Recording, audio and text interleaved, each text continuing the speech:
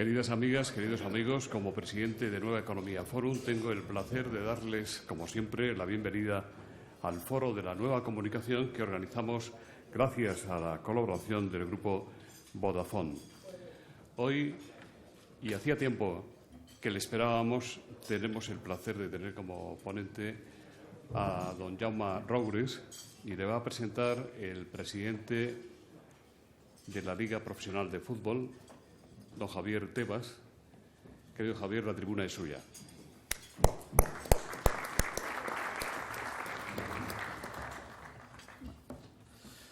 Buenos días a todos, a muchos conocidos, amigos que hay aquí, ¿no? Hombre, presentar a Jaume Roures es presentar a Mediapro, y presentar a Jaume Roures y presentar a Mediapro es presentar a personas y empresas que evidentemente han estado, y como todos he conocido, vinculados al mundo del fútbol profesional, ¿no? Y al mundo de la Liga de Fútbol Profesional, ¿no?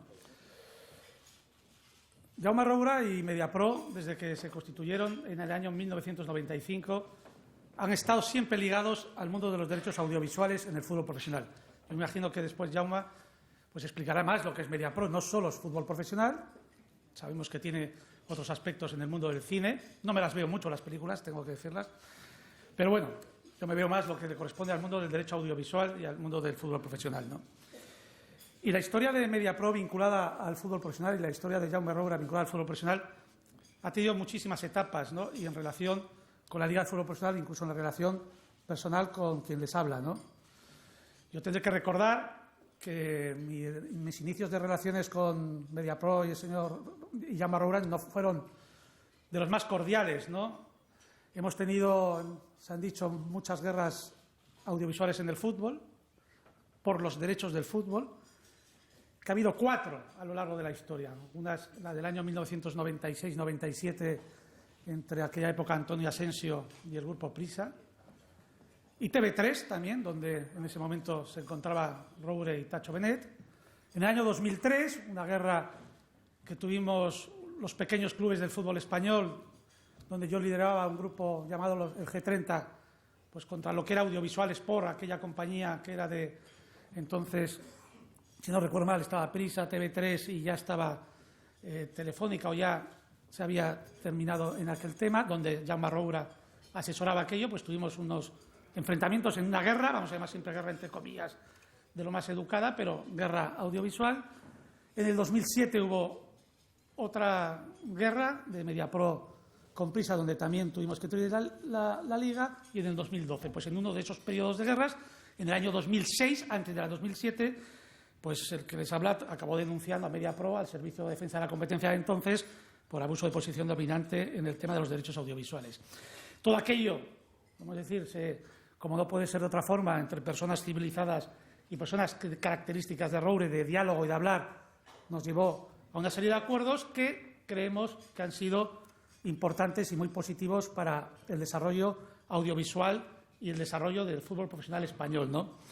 Como aspectos de destacar que ha contribuido Mediapro, y Jaume Roures, que ha sido la persona que más ha estado en contacto siempre con el fútbol profesional en el desarrollo audiovisual del fútbol profesional, lo primero que destacaría es pues su expansión internacional, ¿no? Desde que estuvieron asesorando Audiovisual Sport a partir del año 2000 o 1999, Mediapro ha sido la encargada de la explotación y de los derechos audiovisuales del fútbol español a nivel internacional. En aquellos momentos, cuando se empezó, era cero lo que había a nivel internacional de nuestro desarrollo internacional. Eran conocidos nuestros 2 grandes clubes, pero no eran conocidos tantos a nivel audiovisual. Hoy, en el año 2015, es indudable que ese desarrollo hace que los 2 grandes clubes y a otros grandes clubes en la estrategia que estamos teniendo hayan crecido y seamos una parte muy importante del contenido deportivo premium a nivel internacional, con otras ligas, otros deportes, pero se ha posicionado la Liga Española a nivel internacional con la Premier League, con la Fórmula 1 o con el Campeonato del Mundo de Motos como los productos premium más importantes en el ámbito deportivo internacional que existen hoy en el mundo, ¿no? Y eso ha contribuido Mediapro. Otro elemento destacable de la contribución de Mediapro y de Jaume Roures en el mundo de la explotación del derecho audiovisual del fútbol es la desaparición del pay-per-view y la creación de un canal temático de fútbol, ¿no? Hasta el año aproximadamente 2007, 2008, el desarrollo que entendíamos o se entendía dentro de los derechos audiovisuales del fútbol profesional era el famoso pay-per-view, compro por ver un partido, ¿no? Aquello desaparece y aparece el canal temático de fútbol, entonces Gol-T, luego Canal Plus Liga. Pero aquella frase que hizo famoso Roure en los medios de comunicación de el fútbol se llegará a ver por menos de €1 cada partido, que daba cierta incredulidad cuando lo decía Jaume Roure en los medios de comunicación, pero luego quedó en el canal temático que hoy se ha demostrado que es el modelo idóneo de explotación de los derechos audiovisuales del fútbol, tener canales temáticos de su contenido de fútbol, y fue una de las aportaciones que hay realizados por Mediapro. Otra de las aportaciones que se realizó en el 2007 con la aparición del canal temático fue que se abrió mucho más el fútbol a prácticamente todas las plataformas que explotaban televisión de pago en sus diversos modelos, ¿no? Antes estaba mucho más concentrado en una plataforma solo, que era la de Digital Plus, y entonces ya se abrió a otras plataformas de pago con más, vamos a decir, más visión comercial, la colocación de ese canal temático, que en su momento fue Gol-T, ¿no? También tenemos que destacar otra de las aportaciones importantes al desarrollo audiovisual del deporte profesional, es la tan criticada pero tan beneficiosa que hay que explicar de disección de los horarios, ¿no? Empezó en el año 2007-2008, si no recuerdo mal, con la aparición de los partidos del lunes, que recogía el testigo del año 98-99, creo, de los lunes de los partidos de Antena 3, pero apareció nuevamente el partido del lunes en nuestra parrilla audiovisual, recordando y siguiendo los ejemplos que siguen otras ligas europeas como la Premier League, la Liga Francesa y ahora más la Liga Italiana, de los lunes es un buen día de contenido audiovisual general para todo el mercado, para todos los productos. ¿Por qué no iba a ser el lunes un buen día de contenido audiovisual para el fútbol? Y se ha demostrado que es un elemento importante a la hora de los crecimientos de las plataformas de pago. También en el tema de la disección de horarios, en el año 2011 fue ya la implantación de un partido de la Liga BBVA de la Primera División a las 12 de la mañana. Fue muy criticado aquello, recibió golpes y la Liga y Mediapro por todos lados, y solo me referiré a un artículo que he leído, que no sé si es de ayer o de hoy, lo he leído esta mañana, en Internet, de La Vanguardia de hoy, que se hacía eco de la audiencia que ha tenido del partido Real Madrid-Granada, celebrado hace 10 días, que ha sido el partido más visto de la Liga Española en China, porque se jugó a las 12 de la mañana y tuvimos la suerte que no había ningún evento deportivo de primer nivel chino local, y fue el partido más visto de la historia del fútbol en China, ¿no? Y en comparación de ese fin de semana con las otras ligas, pues superó en 8 y 9 veces los partidos de la Bundesliga, que da también el canal CCTV5. Esos partidos a las 12 de la mañana nos han permitido, no solo a los grandes clubes, sino a clubes pequeños y medianos, una exposición internacional clave e importante, que ha permitido esta disección de horarios. Esta disección de horarios tan criticada permite, en primer lugar, el que pequeños clubes tengan exposición exclusiva en los horarios de televisión. Un detalle a nivel internacional. Hoy, 7 clubes de nuestra Liga BBVA tienen patrocinadores chinos. Eso no es casualidad. Eso es porque existe una disección de horarios y existe una posibilidad de la visión en exclusiva de esos clubes a todas horas en el mercado chino o en el mercado asiático, porque sumo patrocinadores que tenemos de Corea. Y no lo tiene eso ninguna de las otras ligas. Y esa es una de las ventajas que tenemos, porque además no penaliza, en nuestra opinión y en mi opinión, el precio de los derechos audiovisuales. Y eso fue una creación por parte de Mediapro, la creación del tema de la disección de horarios. Todo este sistema, y en eso también hay que reconocer todas las aportaciones que ha hecho audiovisual, a nivel de monetización, el fútbol español ha crecido en sus valores de derechos audiovisuales. Hemos recibido los clubes, recibíamos en el año 2006 unos 400 millones de euros los clubes españoles, y hoy estamos recibiendo cerca de 850 millones de euros por los derechos audiovisuales del fútbol español. Esa es una contribución al mercado audiovisual que ha hecho Mediapro en el mundo del fútbol, y a lo cual hay que reconocerse. Hoy, ¿qué estamos haciendo con Mediapro? Hoy estamos haciendo más cosas con Mediapro desde la Liga de Fútbol Profesional, que también hay que reconocer. Hemos creado una agrupación de interés económico a nivel de explotación internacional. ¿Para qué?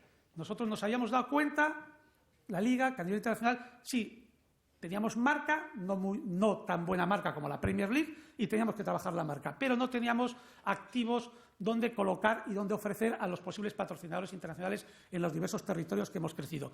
Esa agrupación de interés económico que se ha creado con MediaPro nos permite ofrecer la marca de Liga a patrocinadores en todos los lugares del mundo y a la vez soportes como la U televisiva o la U virtual que detenta MediaPro de la mayoría de los clubes del fútbol español, que nos permiten de forma conjunta hacer una explotación de esos derechos. Lo que está permitiendo a fecha de hoy que en escasamente 10 meses de trabajo que llevamos con esa agrupación de interés económico ya hemos facturado, ya tenemos contratos por valor de 14 millones de euros que van directamente o indirectamente a distribuir entre los clubes de fútbol españoles, ¿no? Antes estas U's televisivas no tenían acceso a clientes internacionales, antes estas U televisivas que son propiedad de MediaPro no se podían explotar por medio de la U virtual, ahora esta agrupación de interés económico entre MediaPro y la Liga pone la marca, pone el patrocinio para esas empresas y MediaPro pone sus activos, nos ha permitido captar ya en solo 10 meses 14 millones de euros más que van a repartirse a los clubes a través de sus televisivas o a través del tema de la Liga. Y estas son las aportaciones que yo creo que ha hecho Jaume Roro al fútbol español y el cual el fútbol profesional español, evidentemente, tiene que estar agradecido. Y esperemos que en el futuro MediaPro siga aportando esa experiencia y esos conocimientos al fútbol profesional español que nos permita seguir creciendo. Si hemos crecido en 7 años de 400 a 800, ¿por qué no vamos a crecer la próxima vez de 800 a 1.200? Muchas gracias a todos.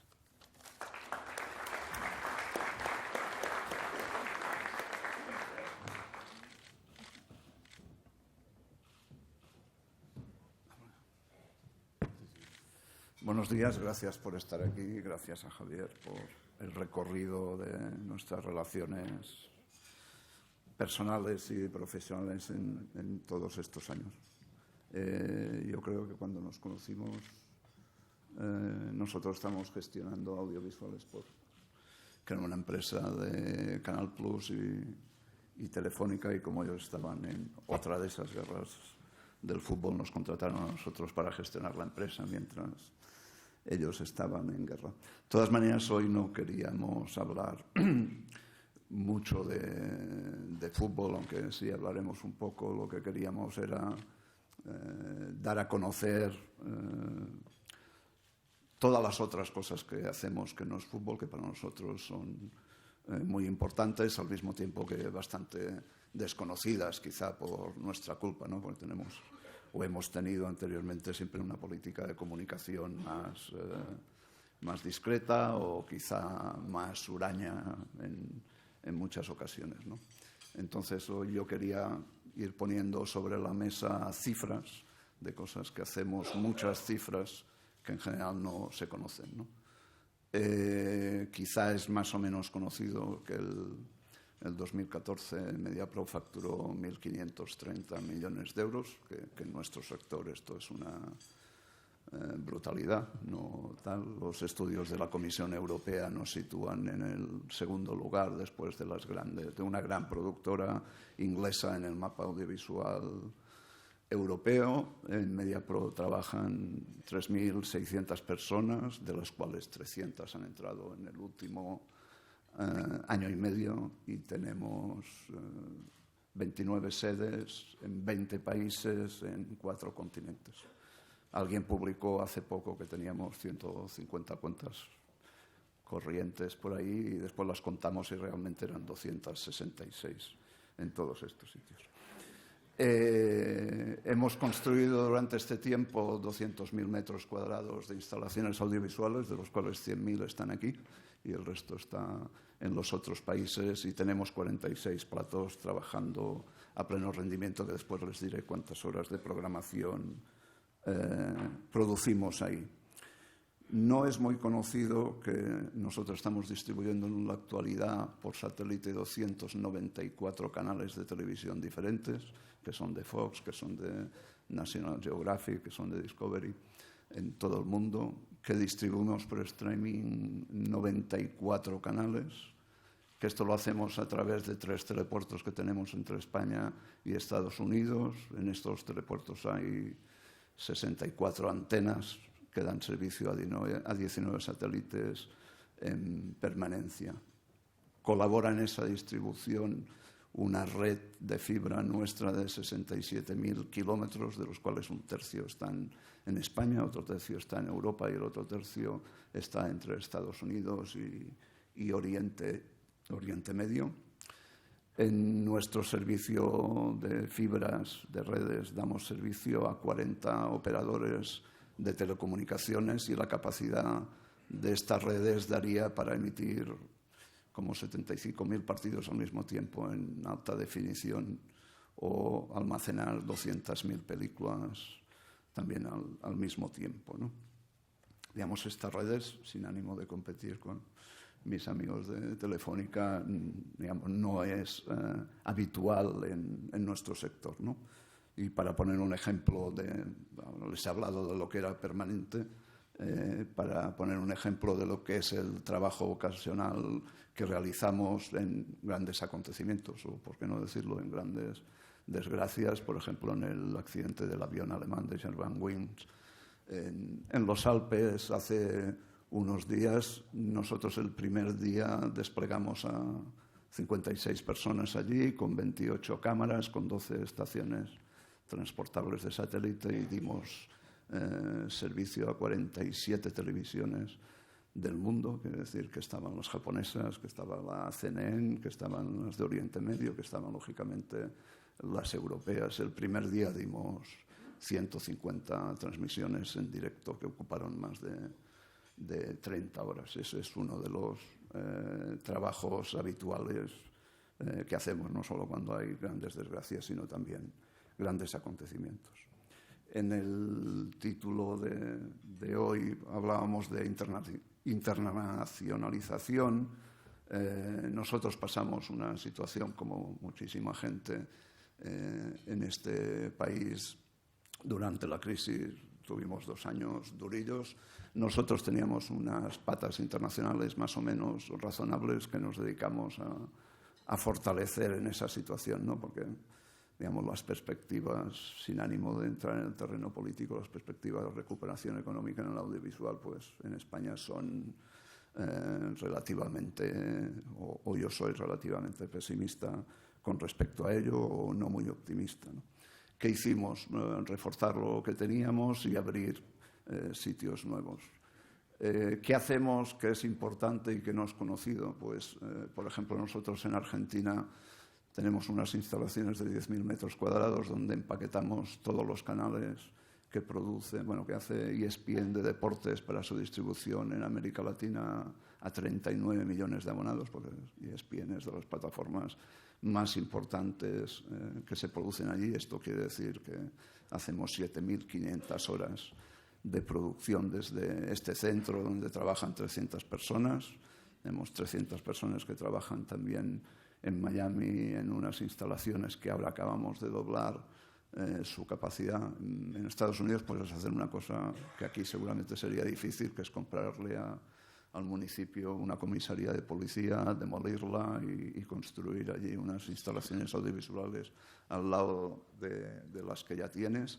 En esos 15.000 metros cuadrados que tenemos allí, que como decía, trabajan 300 personas, damos servicio permanente a Beansport, a ESPN, a DirecTV, y somos pioneros en la producción de contenidos para la televisión hispana, que como todos sabéis es muy importante ahora en Estados Unidos, y además producimos allí 6 canales de tipología muy diferente. Hay desde un canal de telenovelas a Hola Televisión, o a canales que allí se llaman étnicos, que corresponden pues a Canal Centroamericano o a Canal Dominicano, que tienen 3 millones de abonados en los cables americanos. En Brasil nosotros, además de participar en la producción del Mundial, de haber desarrollado el Museo de la Confederación Brasileña de Fútbol, donde se pueden ver las 5 copas que ganaron, distribuimos para Globo Televisión el fútbol brasileño en el mundo para las próximas 3 o 4 temporadas. Y la otra gran cosa que hicimos, que no era fútbol en Brasil, era la visita del Papa antes del Mundial. Nosotros, una de nuestras especialidades es cubrir las Jornadas Mundiales de la Juventud. Lo hemos hecho en Brasil, lo hemos hecho en Río, lo vamos a hacer en Polonia, y son encargos expresos que nos hacen a nosotros, y en Colombia somos la principal productora de series colombianas, algunas muy conocidas, como una que se llama La chica vampiro, pero eso es para adolescentes, que no es exactamente el público que tenemos aquí. Es más conocido que hacemos algunas grandes producciones internacionales.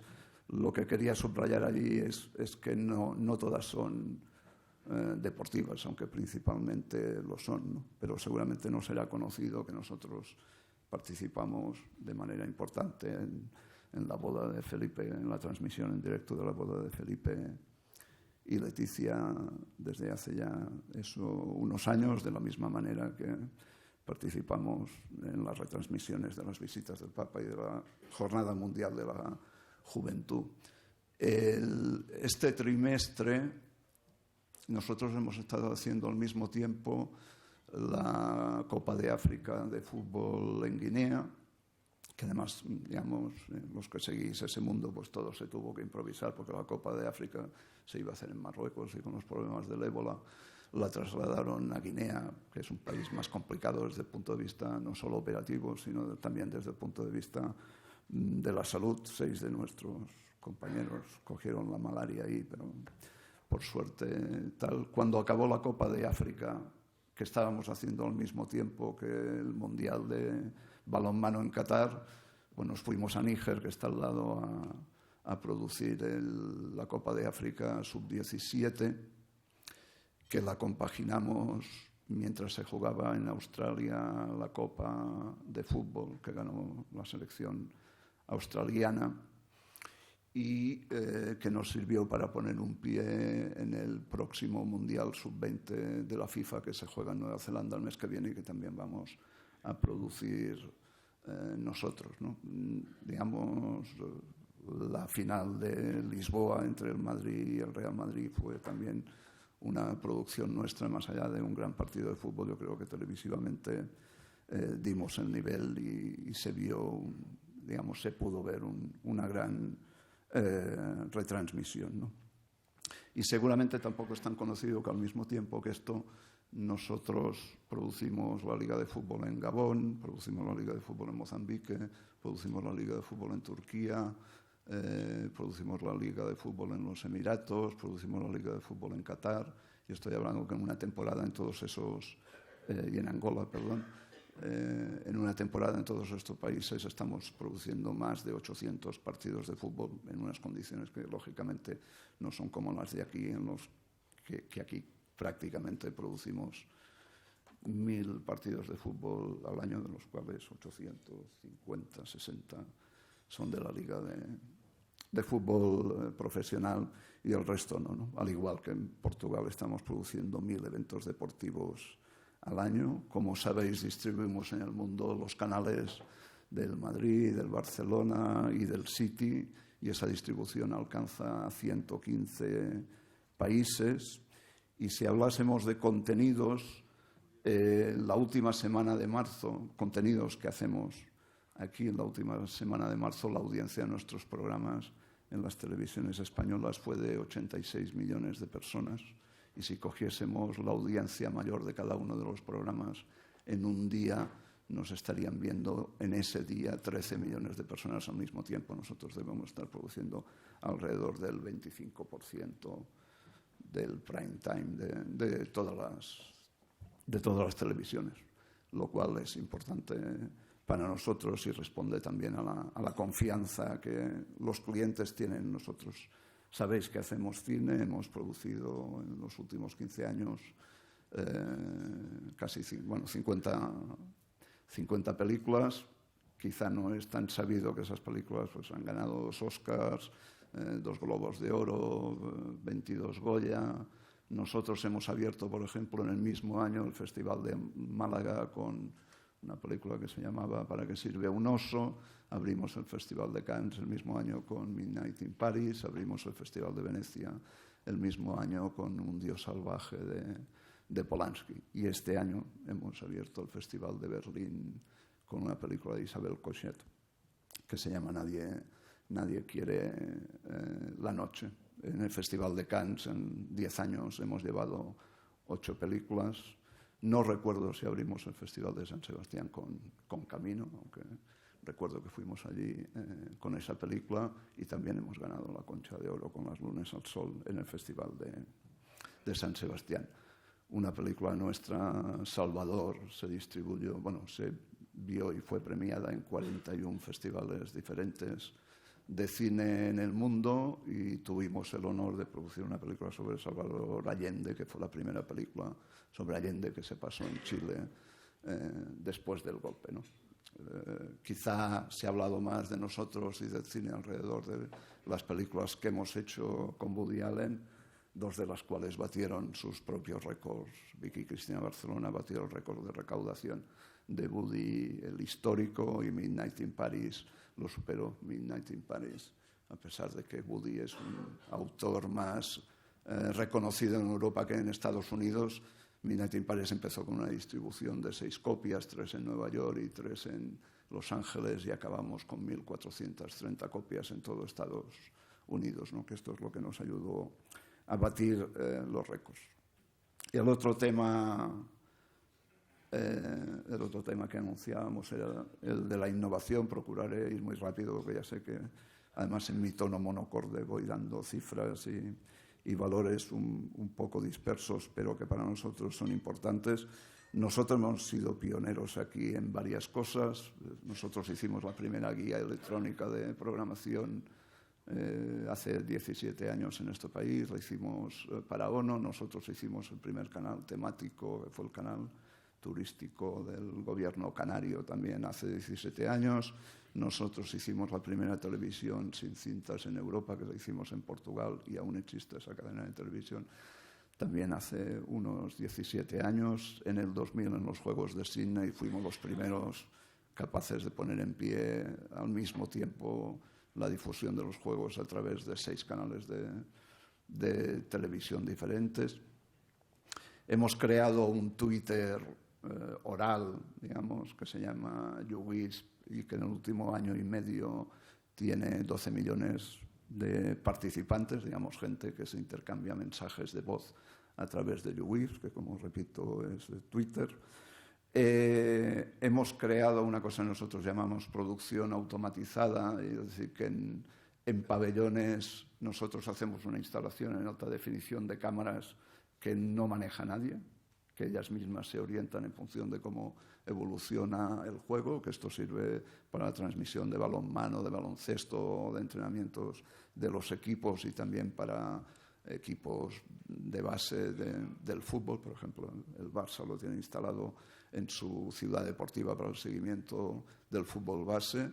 Nosotros hemos creado lo que nosotros llamamos la producción centralizada, que quiere decir que desde nuestros estudios centrales estamos produciendo, sin necesidad de enviar los camiones a los estadios, hasta 3 y 4 partidos al mismo tiempo con los mismos equipos de gente, es decir, integrando los sistemas diferentes que operan, y también ayudados por nuestra red de fibra. Hemos sido pioneros en el lanzamiento de una OTT también en España, de Total Channel, y de la TDT de pago en su momento, que en Europa funciona bastante bien. Aquí, como es conocido, no ha funcionado tanto. Y tenemos una división de museos que ha hecho museos en 8 países, donde hemos innovado en interactividad entre, digamos, la persona que va al museo y lo que le responden las paredes o los trofeos, de muy alta calidad.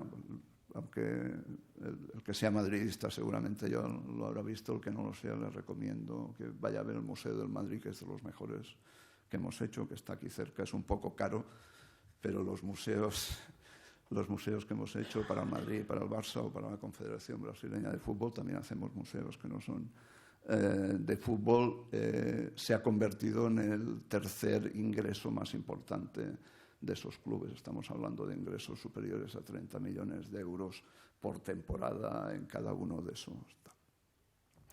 Y el último punto eran los valores, ¿no?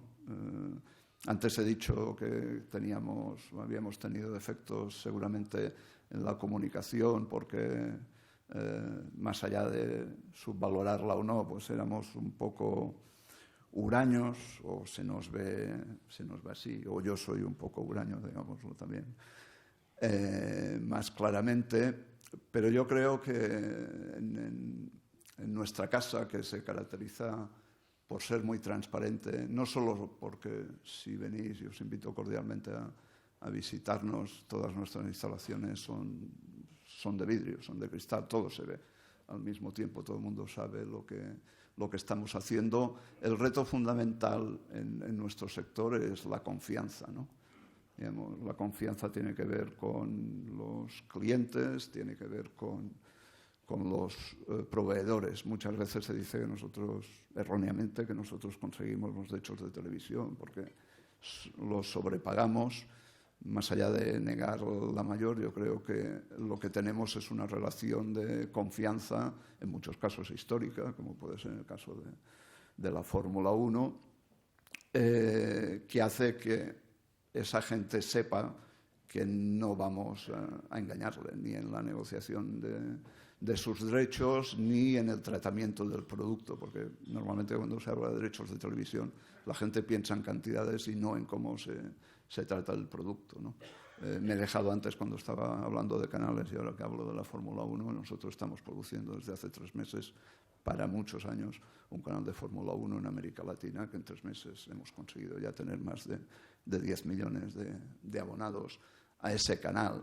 ¿Por qué lo tenemos? Porque tenemos una relación histórica con Eccleston y sabe que vamos a cuidar de su producto y, lógicamente, también, en el caso de Eccleston, de sus ingresos. Esta confianza es básica dentro y fuera de la casa, ¿no? Los clientes tienen que saber que si a las 8 de la tarde hay un partido de fútbol, aprietan un botón y allí cae el partido de fútbol y no cae un negro, que eso de los negros en televisión es terrible, y eso es esa confianza es la que nos ha permitido desarrollarnos toda la vida, ¿no? Entonces, esa confianza, esa transparencia, yo creo que son características básicas de MediaPro. En MediaPro no hay controles, no hay relojes, es una organización muy transversal.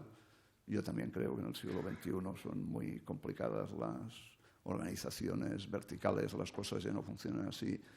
Pero es que además nosotros no vendemos, digamos, no vendemos botellas, no vendemos Coca-Cola, no vendemos pan, nosotros vendemos, aunque quede mal decirlo, talento, digamos, lo que sale de nuestras cabezas, lo que nosotros creemos que podemos desarrollar, que podemos crear y que puede tener interés para las cadenas de televisión o para el cliente que sea, ¿no? Y ese desarrollo de talento, que no es humo, es lo que vendemos. Y para que eso sea considerado, ese grado de confianza tiene que existir.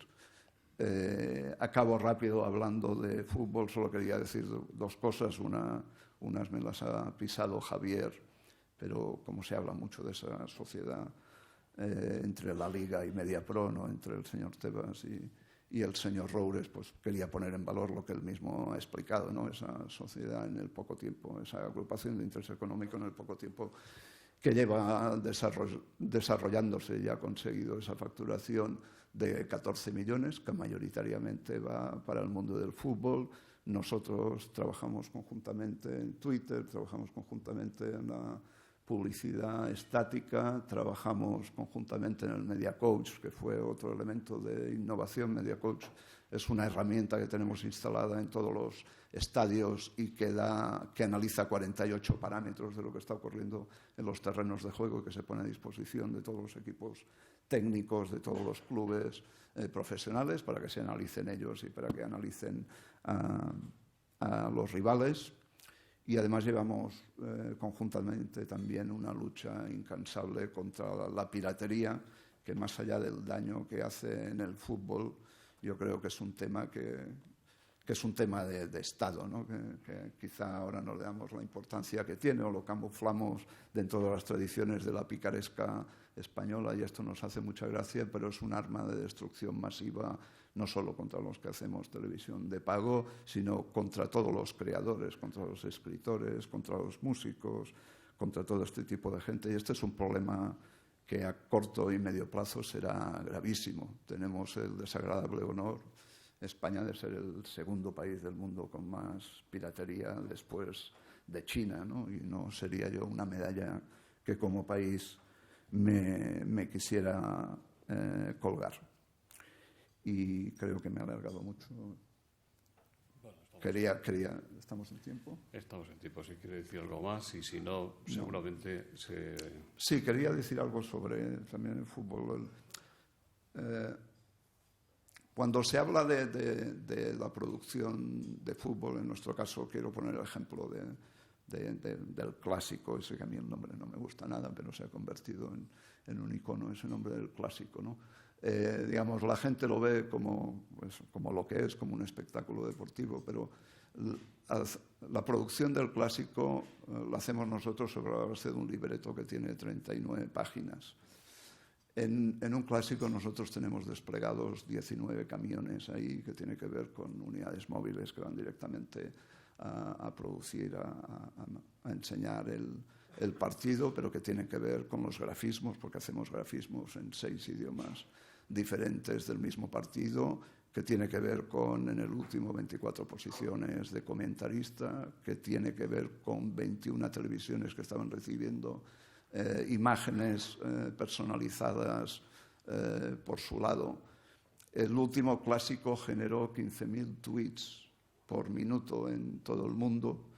Se vio en 17 vuelos en directo, en 17 vuelos intercontinentales de Turkish Airlines. También era la primera vez que conseguíamos hacer una cosa de este tipo, y el resumen en YouTube fue seguido por 13 millones de espectadores ese día. Una de las cosas que hacemos conjuntamente con la Liga es el canal de YouTube de la Liga, que tiene 130 millones de visitas por año, y que en los 2 años que llevamos ya lo han visitado 2.500 millones de personas, ¿no? Entonces, esa es la dimensión de ese gran espectáculo que la Liga de fútbol genera. Lo hemos explicado muchas veces: 400 millones de espectadores, más que la final de la Super Bowl, de la cual todo el mundo habla como si fuese el mayor espectáculo del mundo, y es, en todo caso, será el segundo. Esa potencia, digamos, de fuego que ese tipo de partidos, y que los dos equipos que la encarnan representan, es lo que creemos que hay que potenciar, y que esto es lo que sirve para arrastrar y para conjuntar al resto, ¿no? Porque le da una dimensión que no se puede conseguir desde otra manera. Muchas veces se habla de lo que se paga por los derechos de fútbol aquí, o se compara con Inglaterra, o etcétera, ¿no? Se dice que aquí la Liga está desequilibrada por la distribución de los derechos, y se ponen los ejemplos de las otras ligas. Lo único que quiero subrayar es que las otras ligas las ganan los mismos de siempre. No las ganan los otros equipos por muchos ingresos de televisión que tengan, y eso ocurre en la Premier, y eso ocurre en Italia, y eso ocurre en Alemania, donde, dicho sea de paso, ingresan el 60% en Alemania de lo que ingresan aquí los clubes de fútbol por sus derechos. Pues empezamos con las preguntas, si te parece. Como hemos dicho, somos transparentes, contestamos a todo lo que se nos pregunta. Pues hay preguntas de todas las naturalezas y propósitos. Luisa Palomero dice: ¿cómo juzga la política audiovisual del gobierno de Mariano Rajoy?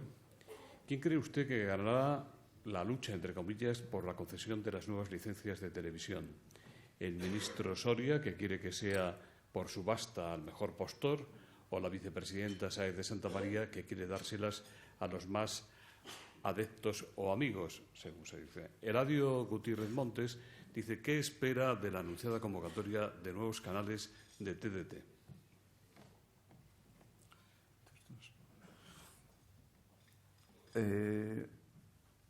No me quiero alargar, pero históricamente, si hacemos un repaso, desgraciadamente en este país, y seguramente en muchos más, no sé si en la mayoría, pero en muchos más, las medidas políticas sobre el audiovisual en general tienen poco que ver con la industria y mucho con la política, ¿no? Y así nos va de mal, para no ir mucho más atrás y ver cómo se obstaculizó el desarrollo, por ejemplo, de la implantación del cable en este país, pues hace poco hicimos el tránsito a la TDT, los ciudadanos y la administración invirtieron cientos y cientos de millones de euros y hoy no hay alta definición. Yo creo que es el único país en Europa que ha hecho el tránsito a la TDT y que no tiene alta definición en la TDT, ¿no? No sé si porque se quiere llevar la alta definición a la televisión de pago, que no creo que fuese el origen, pero en todo caso es la consecuencia. Tenemos un mapa audiovisual que se ha desgarrado al aplicar aquella sentencia del Supremo, que seguramente se hubiese podido resolver de otra manera, porque en todo caso los operadores no eran los responsables de aquella situación, pero sí que han sido los grandes perjudicados. No sé si en el concurso de los nuevos canales lo que se quiere es compensar aquello. Seguramente, no sé lo que dice Soria, no sé lo que dice la señora Sáez de Santa María. De lo que estoy convencido es que seguramente se van a primar los intereses políticos y no los del sector en la adjudicación de canales. Nosotros vamos a estudiar lógicamente las bases de ese concurso y si es oportuno. ¿Cree que habrá concurso? Bueno, tiene que haber concurso, ¿no? Porque se supone que nos quitaron 8 canales o 9 canales porque no hubo un concurso. Entonces se supone que ahora... ¿Se van a presentar ustedes?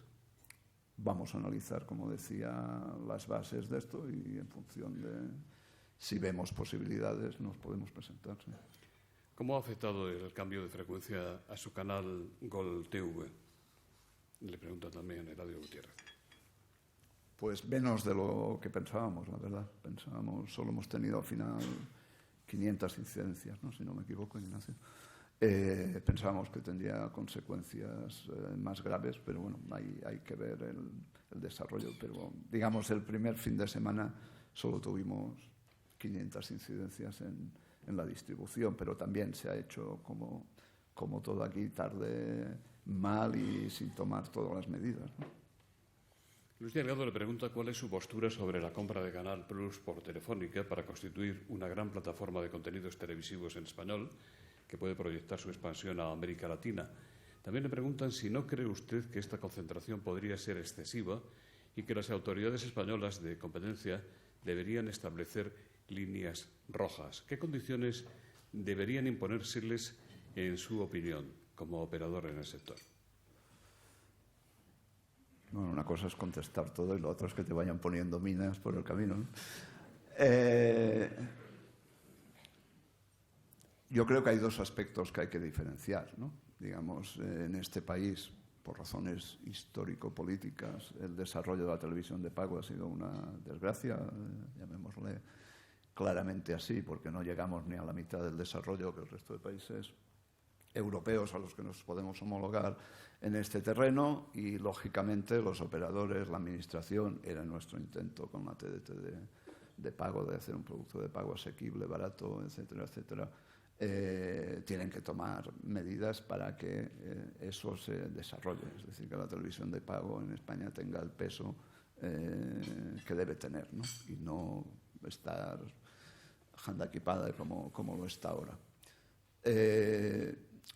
Pero de eso al monopolio, pues siempre hay una distancia. El monopolio no es bueno ni para el país, no es bueno para los ciudadanos y tal. Yo no voy a enumerar condiciones que la CNC debería poner a esa operación, pero es evidente que los mismos operadores participantes en ese proceso y la misma CNC tienen que ser absolutamente cuidadosos, ¿no? Porque estamos asistiendo a un proceso que puede significar que se construye una empresa que tiene el 80% del mercado y eso pues tiene que estar sometido a determinadas condiciones para que el mercado continúe existiendo, porque si no el mercado no existiría. Pero yo sí quiero enfatizar los 2 niveles diferentes, ¿no?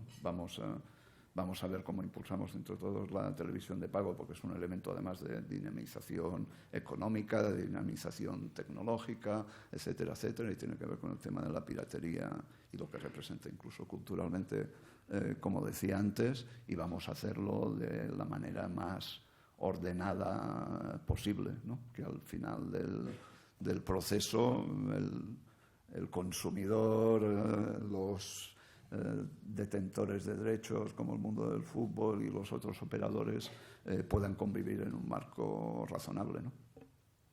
Cristina Martín, de Hispanidad, le pregunta qué le parece que Al Jazeera pueda entrar en Digital Plus para facilitar que Telefónica tenga el visto bueno de la CNMC. Teme que conforme una alianza estratégica entre Qatar y Telefónica. Espera que el decreto sobre... Bueno, esta es otra, luego se la pregunto, para que las píldoras, como usted dice, o minas, estén bien repartidas por el territorio. Por cierto, está con nosotros don Luis Blasco, responsable de Telefónica Contenidos. Si usted quiere intervenir para precisar, contestar, replicar, darle la razón al señor Rouras, yo no tengo ningún inconveniente y seguramente que los que nos acompañan tampoco. No, con Luis tenemos reuniones y contactos periódicos desde hace muchísimos años y más en, ya se les nota, y más en los últimos tiempos. Sobre el tema de Qatar, lo primero que me sale es decir que no hay que creer lo que dicen los confidenciales, aunque creo que la pregunta me la ha hecho alguien de un confidencial.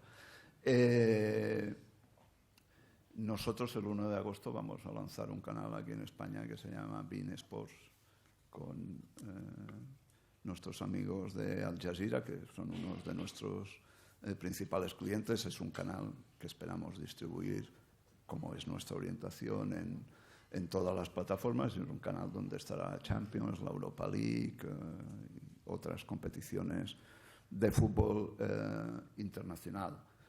Para clarificar las cosas, que no tiene que ver, a mí, si, digamos, Qatar, la Autoridad de Inversión de Qatar, creo que se llama en castellano, decide entrar en Telefónica donde sea, ni nada que ver, ni nada que objetar, lógicamente. Pero nosotros estamos en Qatar y en el Golfo desde hace 16 años. Quiero decir, no, esto no es un rollo de amiguismo nacido al calor de cualquier favor político que no ha existido nunca, sino que estamos allí desde hace 16 años, lo cual quiere decir que fuimos de los primeros que participamos en la construcción de Al Jazeera, pero desde el punto de vista técnico, es decir, que construimos sus emisores, que construimos sus instalaciones y que colaboramos en ellos. Lo mismo hicimos con las cadenas, con sus cadenas en Francia, con sus cadenas en Estados Unidos, con sus cadenas en Turquía, etcétera. Es decir, que son unos de nuestros principales clientes,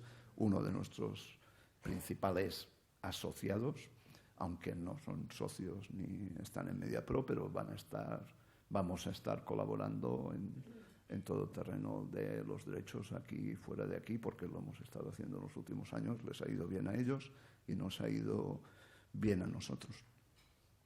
Jacinto Suárez le pregunta: el espacio de Podemos, La Tuerca, se graba en las instalaciones del Diario Público y se difunde por su canal de Internet. ¿No han alimentado ustedes a un proyecto político que les puede marcar en exceso? Carlos del Riego dice: Pablo Iglesias no ha regateado halagos hacia usted en público y usted, que ha anunciado que seguramente votará a esa formación, ha encargado al director Fernando León de Aranoa la realización de un documental sobre Podemos. ¿Qué formato? ¿Qué explotación comercial? ¿Cuál será el título? ¿Es usted un mecenas del partido maldito para muchos? ¿Cree usted que Podemos será capaz de mantener las expectativas? Bueno, más minas. No, sí, pero aquí estamos mezclando dos cosas. MediaPro no apoya a nadie ni tal, ¿no? Y Público ni fue, ni ha sido, ni será de MediaPro. Público fue una iniciativa del señor Benet y del señor Roures, sometida pues a la crisis y a los avatares que todo el mundo más o menos conoce, y Público continúa vivo con 9 millones de usuarios únicos al mes, digamos eso, porque el señor Benet y el señor Roures y la gente que trabaja ahí están ahí picando esa piedra, pero eso no tiene, ni ha tenido ni tiene nada que ver con MediaPro, y lógicamente no tiene nada que ver con los supuestos favores políticos y tal que se han aireado erróneamente durante mucho tiempo en las etiquetas que se nos han colgado. Yo como persona, y cualquiera de ustedes pues puede tener las ideas políticas que quiera, erróneas o no. Yo, una de las cosas de las que me precio en mi relación con Javier Tebas es que estamos digamos, políticamente en dos polos opuestos desde toda la vida, siempre lo sabemos, siempre hemos discutido y siempre nos hemos puesto de acuerdo, no en la política, pero sí en el trabajo, lo cual es importante. Desde público pues hemos colaborado con Podemos, con La Tuerca y lo continuaremos haciendo, ¿no? Si hay millones de personas que votan una formación, pues yo no tengo que pensar que esa formación es mala para el país, ¿no? Sino esto sería aplicable a cualquiera de esas formaciones. Y sí, con Fernando León estamos haciendo... Bueno, con Fernando León debemos haber hecho... Yo he hecho todas las películas con él desde el año 2000, ¿no? Empezamos con La espalda del mundo. No, empezamos con La espalda del mundo en el 2000, que él hizo el apartado, una película sobre los derechos humanos, él hizo el apartado de la pena de muerte en Estados Unidos, es el pasillo de la muerte que se conoce, y desde entonces habremos hecho 5, 6 o 7 películas. La última que hemos hecho, que estrenamos el 28 de agosto, aprovecho para hacer publicidad de la película, es una película con Benicio del Toro, Tim Robbins y Olga Kurilenko, que se llama Un día perfecto y que tiene que ver con la guerra de Bosnia y las ONGs, digamos, en la coherencia de nuestra línea cinematográfica y de actuación. Y desde el punto de vista cinematográfico y social, Podemos, independientemente de lo que cada uno piense sobre ello, es un fenómeno que hay que plasmar, ¿no? Lo mismo haría si el fenómeno fuese de otras características. ¿Se está desinflando, por lo que usted observa, según dicen algunos? No, yo creo que hay una... Ahora estoy hablando yo, no está hablando Mediapro. Yo creo que lo que hay es una campaña contra ellos, una campaña para favorecer... Ahora en Madrid habéis descubierto a Ciutadans, pero nosotros los conocemos desde hace muchos años, ¿no? Entonces, digamos, hay ¿no? Los partidos aupados por los medios, pues como se ve en el caso de UPyD, pues se deshinchan si no responden realmente a nada o a nadie. Con eso lo que quiero decir es que a Podemos hay que analizarlo desde el punto de vista de si está respondiendo a un movimiento de fondo social en España o no. Y cuando se dé la respuesta a eso, sabremos la longevidad que tiene, la consistencia del proyecto y tal. Lógicamente yo pienso que sí, que responde a eso y por eso se ha desencadenado todas esas grandes expectativas. También pienso que las encuestas hay que ponerlas entre paréntesis, ¿no? Pero es una fuerza emergente de una naturaleza tal que desde el punto de vista político, social y desde el punto de vista cinematográfico hay que analizarlo. El objetivo de la película es que salga el día después de las elecciones generales, ¿no? Y que pueda explicar, pues, qué pasó ayer, pues así lo hemos seguido nosotros. ¿Qué distribución va a tener? ¿Qué distribución? No lo sé, para eso faltan 9 meses, ¿no? 8 o 9 meses. ¿A usted le entristece poner el retrovisor y ver el cierre del público como medio impreso? Hombre, lo que me entristece es que en la situación actual, imagínate si el papel de público aún existiera, ¿no? Pero yo creo que con Tacho pusimos todo lo que hay que tener. La realidad de la historia la explico muy brevemente porque se han dicho muchas cosas, el 90% de lo que se ha dicho no es cierto. Tacho y yo nos vendimos una parte importante de nuestras acciones. Con ese dinero creamos público porque pensábamos que era una cosa que hacía falta en ese espectro social. Este proyecto duró 6 años. Ahí perdimos todo el dinero que habíamos sacado de las acciones. Como se dice que esto nació al calor del Zapatero, el zapaterismo, solo voy a contar una cosa. Antes de que saliera el periódico salió en septiembre, mes de junio, un secretario de Estado de Comunicación me llamó, me invitó a comer. Era la primera vez que me llamaba y me invitaba a comer, pagó él. Y lo que me dijo es que en Moncloa no veían con agrado la aparición de público. Yo dije, bueno, pues ¿qué le vamos a hacer, no? Porque estamos en el mes de junio y esto va a salir en septiembre. Dijo, bueno, pues entonces nos veremos obligados a tomar medidas. Y esa misma tarde toda una serie de socios que estaban enganchados al proyecto se desengancharon. Y nos quedamos solos, Tacho y yo. Y esa es la verdad, la historia, cómo se produjo. Todo lo otro que hayáis oído, leído, escrito o explicado, pues no es cierto. Esa es la única verdad. Creímos en el proyecto. Si no hubiese habido la crisis económica, pues Público Papel continuaría existiendo, pero como antes he dicho, 9 millones de usuarios únicos al mes es una cantidad importante que no es despreciable, ¿no? Concha Castro le pregunta qué opina del perfecto duopolio que en materia de televisión parecen repartirse hoy en España Mediaset y el grupo A3 Media. Para este viaje, le pregunta Concha Castro, tantas alforjas, ¿mereció la pena que usted y sus socios fundaran La Sexta con una licencia, lo dice así, a favor de Zapatero, para luego caer en manos de Antena 3? Nosotros ganamos la licencia en un concurso, ¿eh? Esto es así y es innegable.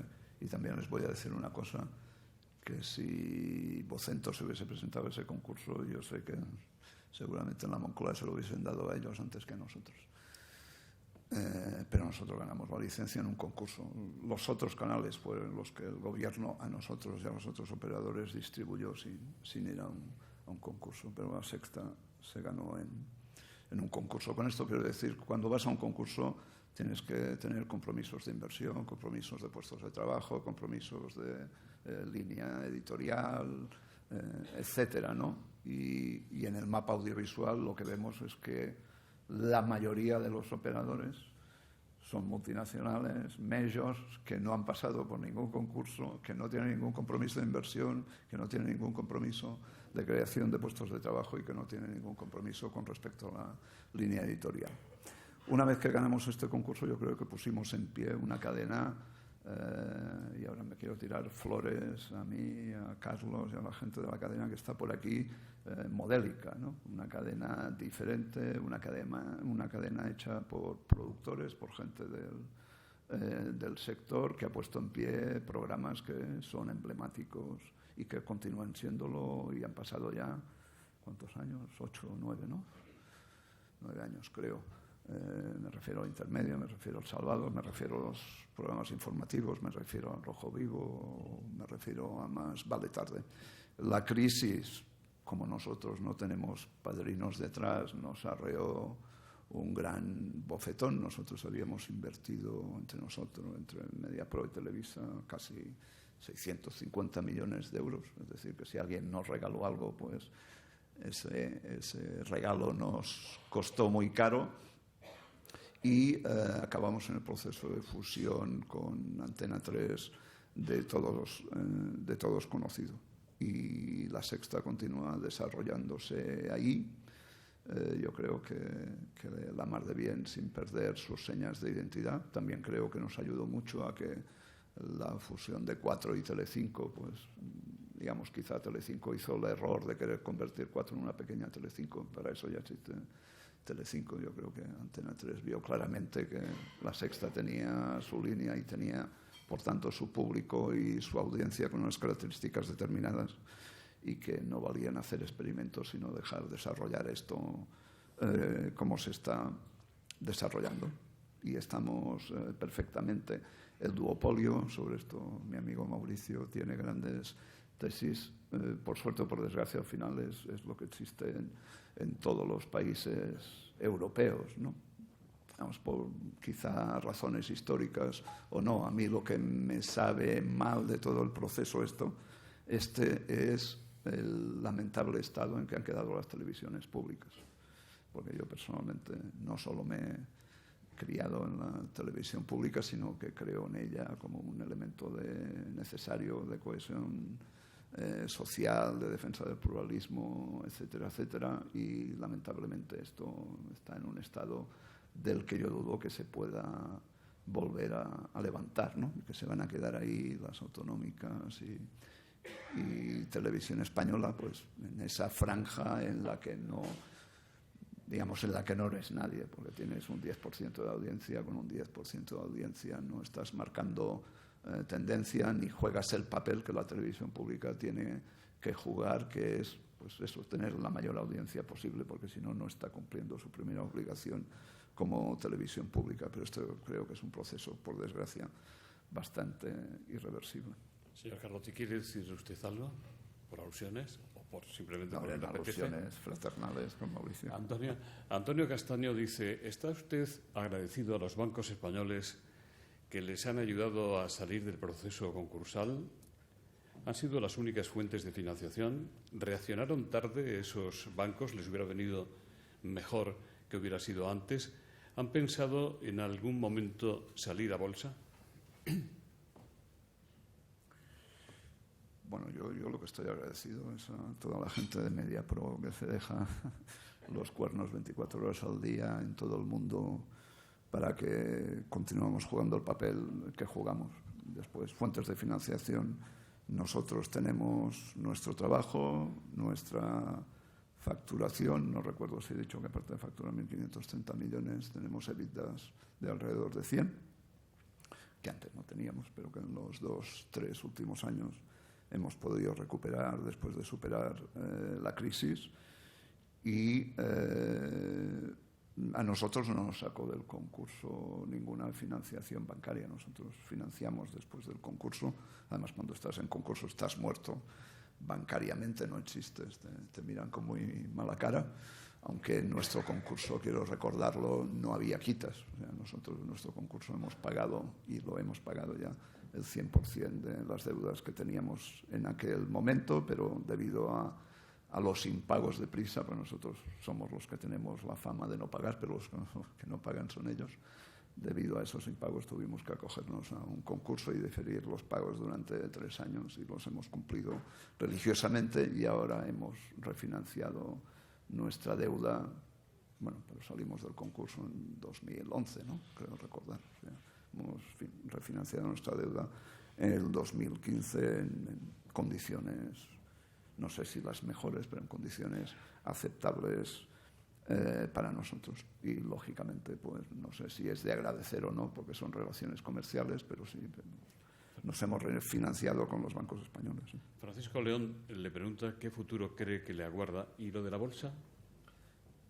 Nosotros tenemos un proyecto de salir a bolsa a corto plazo si las condiciones del mercado son aceptables. Lo hemos explicado varias veces, un compromiso con nuestros accionistas, y creemos que además es una manera de continuar creciendo, pero el mercado tiene que, digamos, que estar a la medida de esa salida, si no, digamos, no estamos obligados. Si es oportuno para nuestro desarrollo, lo haremos, pero es una perspectiva que tenemos a corto plazo. Sí. Francisco León le pregunta qué futuro cree que le aguarda al Grupo Prisa, y Javier Carro le pregunta si cree usted que El País y Prisa han dado un giro y son ahora uno de los principales apoyos de Rajoy y del Partido Popular. También aquí separaremos las dos cosas, ¿no? MediaPro y un servidor. Yo creo que se sabe, lo habremos explicado alguna vez.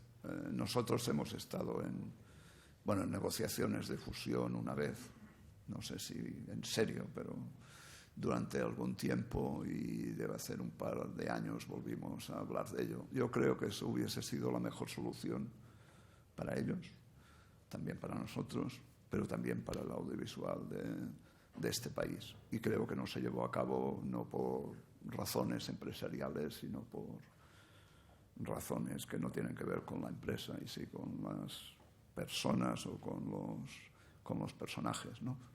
Antes me he referido de pasada pues a lo que publicó El País en diciembre sobre nuestras cuentas y mis supuestas cuentas en paraísos fiscales. Como sabéis, ahí hemos hecho toda una serie de acciones de derecho a rectificación, de querella criminal, de reclamar a la Federación de Periodistas que, por favor, nos digan si eso es ético o no. En uno de esos juicios de rectificación, Prisa apareció con el documento teórico al que se referían en esa información, ¿no? Porque, si recordáis, esa información decía que tenían documentos que demostraban eso.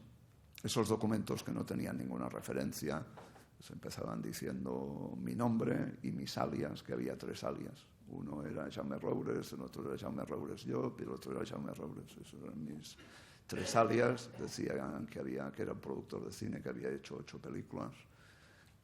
Decía explícitamente que ninguna de las cuentas que después enumeraba estaba a mi nombre, contrariamente a lo que decía la información.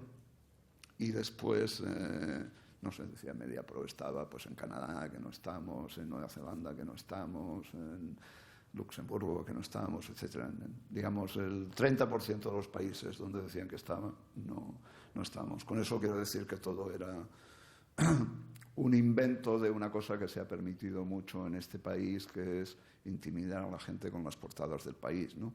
Nosotros que hemos pasado 7 años y medio en esa guerra del fútbol hasta que el Supremo tuvo a bien, después de 7 años y medio, de darnos la razón en ese conflicto, hemos sufrido ampliamente eso, y lo hemos sufrido nosotros, y lo dijimos en la rueda de prensa, lo han sufrido bastante nuestras familias, que esto después nadie lo tiene en cuenta, ¿no?